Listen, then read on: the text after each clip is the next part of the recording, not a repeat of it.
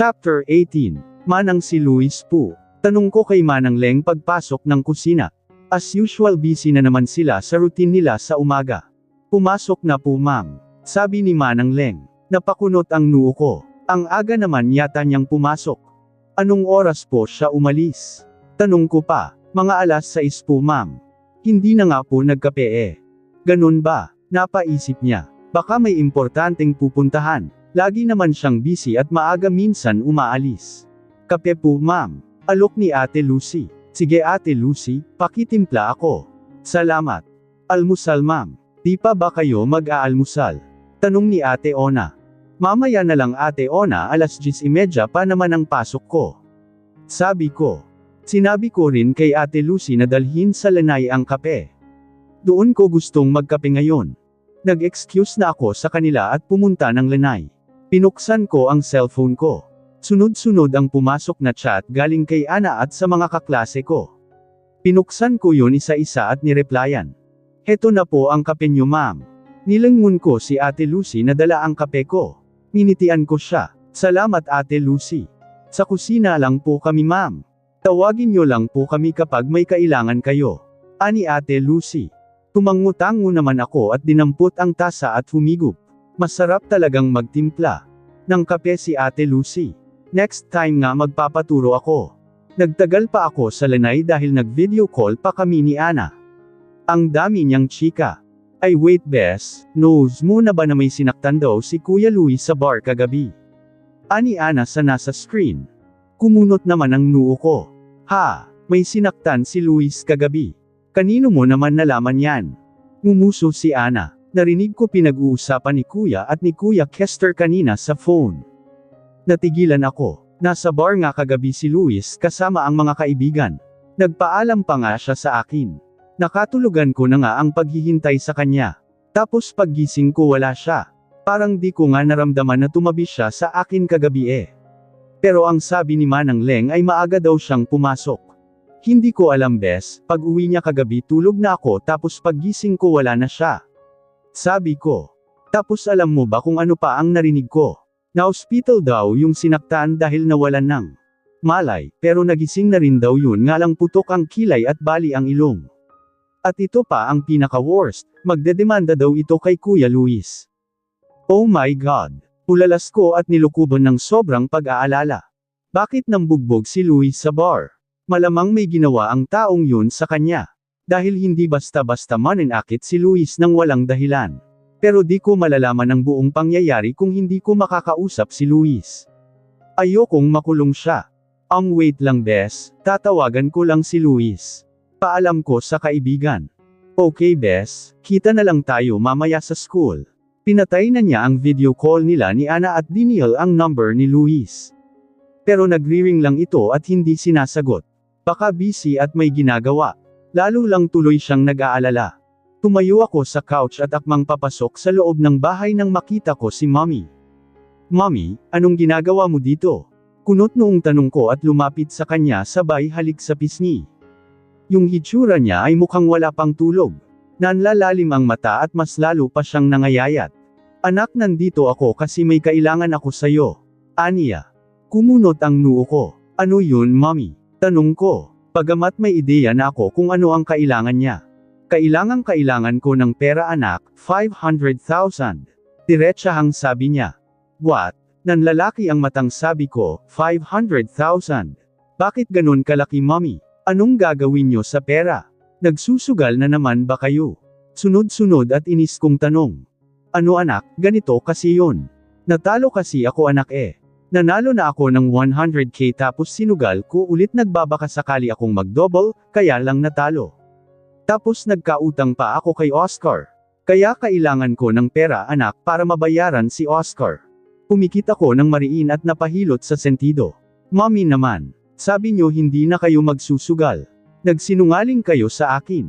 Nagbaka sakali nga ako anak. Kung nanalo naman ako babalatuhan kita. Kaso talo. Katwiran pa niya na akala niya ay tama ang ginawa. Wala po akong pera. Sabi ko. Natigilan naman siya. Anong wala kang pera? Pinibigyan ka ni Luis di ba? Hindi ko po ginagalaw yun dahil pera niya yun. Pero binigay na niya sa'yo kaya pera mo na yun. Sige na anak, pahiramin mo na ako ng pera. Kailangan ko ng bayaran si Oscar. Pangungulit pa ni Mommy. Wala nga akong maibibigay na ganung halaga sa inyo Mommy. May pera sa wallet ko pero wala pang 20k. Sabi ko. 500k ang kailangan ko Ivana. Ano ba? Pahiramin mo na ako. Kailangan ko pa bang magmakaawa sa'yo? Inis na ring sabi niya. Tumingin siya dito. Tila wala na sa katinuan ng mom niya. Ganito na ba siya ka-adik sa sugal? Tama nga si Yaya Aling. Adik na siya sa sugal. Baka kapag binigyan ko pa siya ay lalo lang siyang hindi makabangon. Umiling-iling siya. I'm sorry mommy, pero wala akong maibibigay sa inyo. Matigas na sabi ko. Tumiin ang tingin niya sa akin hanggang sa tumalim. Ganon. Pinagdadamutan mo na ako Ivana. Baka nakakalimutan mo, kung hindi dahil sa akin hindi mo mapapangasawa si Luis. Kung hindi dahil sa plano ko na pikatin siya, hindi ka titira dito sa mansion at hindi ka magbubuhay Reyna. So plinano nyo palang mag-ina ang lahat. Sabay kaming napalingon ni Mommy kay Luis. Napasinghap siya at nanlaki ang mata. Madilim ang mukha niya at matalim ang matang nakatingin sa akin. Kumakbang ako palapit sa kanya. Babe, don't come near me. Mabalasag ang boses na sabi niya sa akin. Tila naman may punyal na humiwas sa dibdib ko. Dahil sa lamig at gaspang ng tono niya. Tila rin ako itinulod sa kinatatayuan ko sa klase ng tingin niya sa akin. I thought you were different from other women baby. But I was wrong. Mas malala ka pala. Napalunok ako. Babe, mali ka ng iniisip mo. So anong plano niyong mag-ina sa akin? Kuhanan niyo ko ng pera hanggang sa masaid ako. Uubusin niyo ang kayamanan ko. Ano bang pinagsasabi mo dyan Iho? Sinasabi mo bang pineperahan ka lang ng anak ko? Galit na ring sabi ni Mommy. Pinigyan ni Luis ng matalim na tingin si Mommy na ikinamutla nito. Narinig ko kayo. Galing mismo sa bibig nyo. Plinano nyong ipikot ako para sa pera. Ngayon napagtanto ko na ang lahat. Ngumisi siya at tumangutango. Niis. Aniya at tumingin sa akin. I'm quite impressed. Napalunok ako. Parang may nakabara sa lalamunan ko na bumaba sa puso ko. Parang namanhid na rin ang buong katawan ko. Hindi ako makahagilap ng sasabihin at nakatingin lang sa kanya. Si Mommy naman ay tuluyan ng hindi nagkaimik. Lumapit si Luis sa akin. Malamig ang tinging binibigay niya sa akin. May nakaguhit na puot sa kanyang mata. What's the matter baby? Cut got your tongue? Nanunuyang tanong niya. Nilabanan ko ang titig niya at lumunok. Wala akong alam sa sinasabi mo. Liar. Mariing sabi niya sa mukha ko. Dinig na dinig ko kayo ng mommy mo baby. Napapikit naman ako. Magpapaliwanag ako. Anong pang ipapaliwanag mo? Huling-huli na kayong mag-ina. Anong balak mo ha? Kapag naubos mo na ang pera ko babalik ka sa lalaki mo ganun ba? Akusa niya sa akin. Nagangat ako ng mukha at naguluhan sa sinabi niya. Anong lalaki? Wala akong lalaki. Sinungaling. Sigaw niya na ikinapikit ko. Ang lakas ng kabog ng dibdib ko. Parang sinasakal ng malaking kamay ang puso ko sa loob. Di matanggap ng puso ko na sinigawan niya ako at tinawag na sinungaling. Nananakit ang lalamunan mo. Pinipigilan kong pamatak ang luha ko. Naniningkit ang mata niyang nakatingin sa akin. Nangangalit ang kanyang panga. Punong-puno ng puot at sasakit. Wala na ang dating kislap ng mata niya kapag tumitingin sa akin. Nakita ko sa bar ang lalaki mo kagabi. What's his name again? Nico. Nanguuyam na sabi niya. Napasinghap naman siya. Si Nico. Nagkita sila kagabi. Ngumisi siya. And you know what? Pinangangalanda ka ng lalaki mo sa bar na siya ang gusto mo at hindi ako. Na kung hindi ako nag-eksina kayong dalawa na. Na pinakasalan mo lang ako para maging tagabayad nyo ng utang sa bangko. Hindi totoo yan. Totoo. Dahil binayaran ko ang utang nyo sa bangko. Hindi ko sinabi sa'yong bayaran mo. Ganting sigaw ko na rin sabay tulak sa kanya at pahid ng luha kong pumatak na sa pisngi. Sobrang sikip na ng dibdib ko. Natigilan naman siya. Muli ko siyang tinulak at nilampasan. Nakita ko pa sila Manang Leng at mga kasambahay na nakatingin sa amin. Bakas sa kanilang mukha ang pag-aalala. Pero di ko na sila pinansin at patakbong inakyat ang hagdan. Kinuha ko ang malito ko sa closet at nilagay ang mga damit ko. Yung mga damit ko lang na akin. Na sarili kong pera ang pinambili. Hindi ko na sinama ang mga damit na galing sa pera niya. Nang mapuno na ito ay lumabas na ako ng closet. Saan ka pupunta? Aalis ka na dahil nabisto nakita. Matalim niya itong tiningnan. Ano pa ba ang saysay na manatili dito kung ganito niya ako tratuhan tapos ayaw pa niyang makinig sa akin?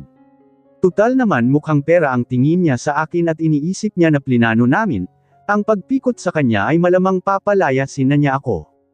Oo, aalis na ako. Dun din naman ang punta diba? Paaalisin mo rin ako dahil mukha akong pera. Kaya bakit ko pa patatagalin? Saad ko sa kanya. Napupuot na rin ang dibdib ko. Hindi siya umimik at bagang lang na nakatingin sa akin. Kinuha ko ang shoulder bag ko at lumabas na ng kwarto hila ang Melita. Sige lumayas ka, wag ka nang babalik. Sigaw nito paglabas ko ng pinto. Napahinto naman ako ng makarinig ng mga kalabog sa loob ng kwarto at mga sigaw niya na galit-galit. I hate you. I hate you. Sigaw niya. Tuluyan na akong napaiyak at dali-dali nang bumaba ng hagdan. Ivana, bakit ka lumayas sa mansion? Ano ka ba? Hindi ka ba nag-iisip? Sermon ni Mommy sa akin habang papasok kami ng bahay. Pinalis ko naman ng kamay ang luha ko sa pisngi. Lumabas naman ng kusina si Yaya daling na nagpupunas ng kamay at napakunot. Ang noon nang makita ako lalo na ang maletang dala ko. Anong nangyari ay Vakna? Bakit may dala kang Melita? Teka, umiiyak ka ba? Nag-aalalang tanong ni Yaya daling at lumapit sa akin. Lalo lang tuloy akong naiyak at yamakap sa kanya. Yaya, umiiyak na, sabi ko. Ano bang nangyayari at umiiyak ka? Hinagod-hagod ni Yaya aling ang likod ko. Ivana, bumalik ka sa mansion ngayon din. Hindi ka dapat basta-basta lumalayas, sermon ni Mommy sa akin. Umitaw ako ng yakap kay Yaya daling at binalingan si Mommy. Para ano, Mommy? Patuloy akong insultuhan ni Luis. Papaalisin rin naman niya ako kaya bakit ko pa patatagalin? Pinahid kong muli ang luha na naglandas sa pisngi ko. Teka, bakit ka papalayasin ni Luis? Ano bang nangyayari? Naguguluhang tanong ni Yaya daling. Ano man ang sabihin niya, hindi ka dapat lumayas. Asawa mo na siya at may karapatan ka na sa mansion na yon. Iit pa ni Mommy. Tumiim ang bagang ko at tumalim ang tingin kay Mommy. Kasalanan niyo kung bakit nagagalit sa akin ngayon si Luis. Kung ano-ano kasing mga sinasabi niyo kanina. Nang dahil sa inyo kaya kinamumuhian niya ako ngayon. Puro na lang kasi kayo pera. Pera. Mas importante sa iyo inyo ang pera. Kayo ang mukhang pera. Galit ko nang sigaw sa kanya. Pero kasunod niyo ng paglagapak ng palad niya sa pisngi ko. Agad naman ako niyakap ni Yaya daling. Beverly. Sigaw ni Yaya daling na matalim ding tiningnan si Mommy.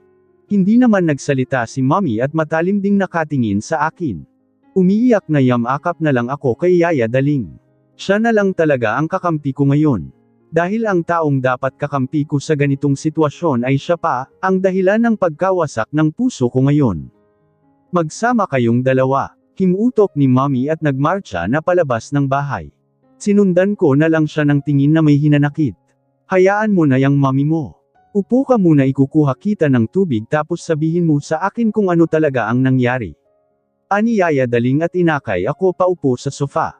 Iniwan niya ako saglit at pumasok ng kusina para ikuha ako ng tubig. Hindi naman siya nagtagal ay bumalik din agad dala ang isang basong tubig at binigay sa akin. Kinuha ko naman iyon at ininom. Hinagod-hagod naman ni Yaya aling ang likod ko. Ngayon sabihin mo sa akin, Ivana, kung ano talaga ang nangyari. Bakit nagagalit sa'yo si Luis? Tumulo na naman ang luha ko pero agad ko din iyong pinunasan at humarap kay Yaya daling, ikinuwento ko sa kanya ang buong nangyari sa mansion. Kubruha talaga yang Mommy mo. Kasalanan niya yan ang pagiging adik niya sa sugal, kaya kung ano-ano ang lumalabas sa bibig pati ikaw pinahamak pa.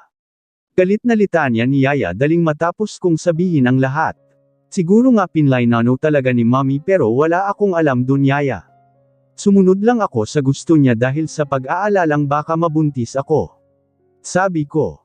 Pumabalik sa isip ko kung gaano ka-eager si Mommy noon na ipakasal ako kay Luis to the point na nagbanta pa siya na didimande si Luis kapag hindi ako pinakasalan.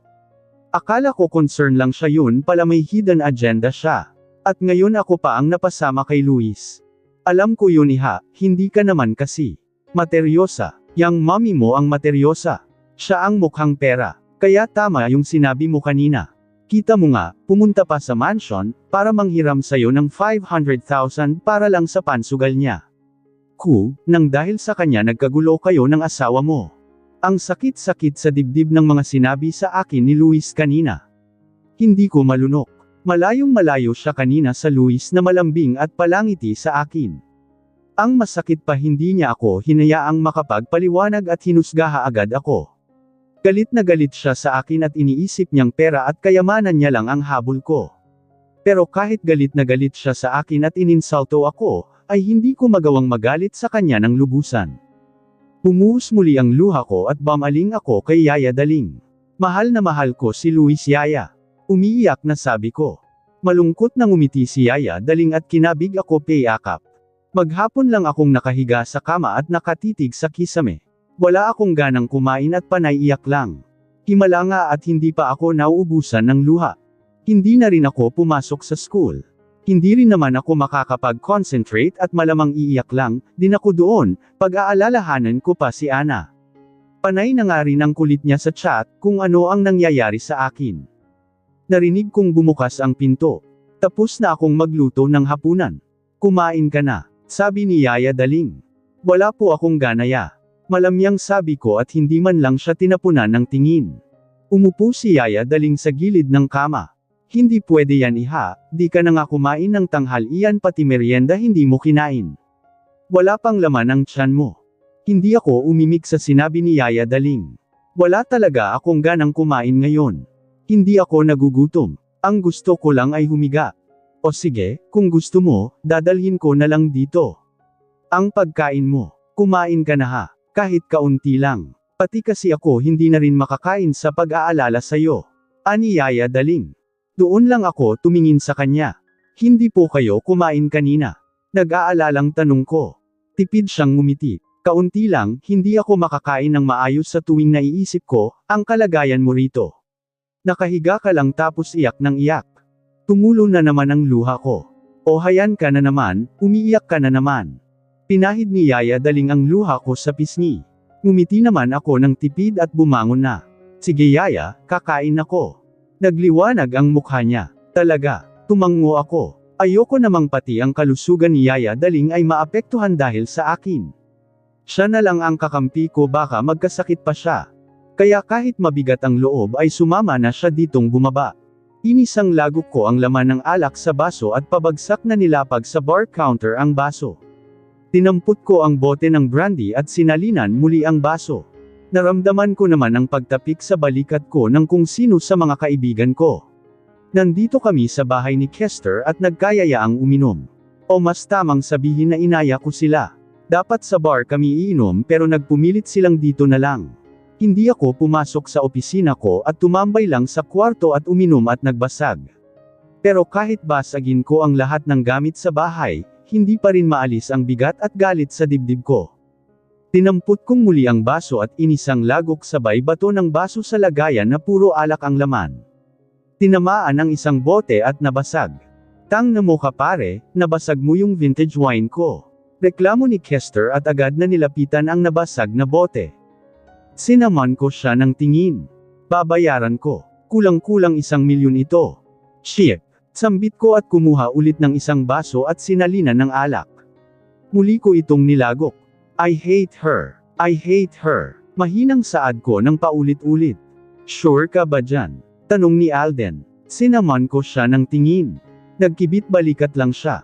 Alam mo pare, parang di naman yata ako naniniwala na ganong klaseng babae si Ivana.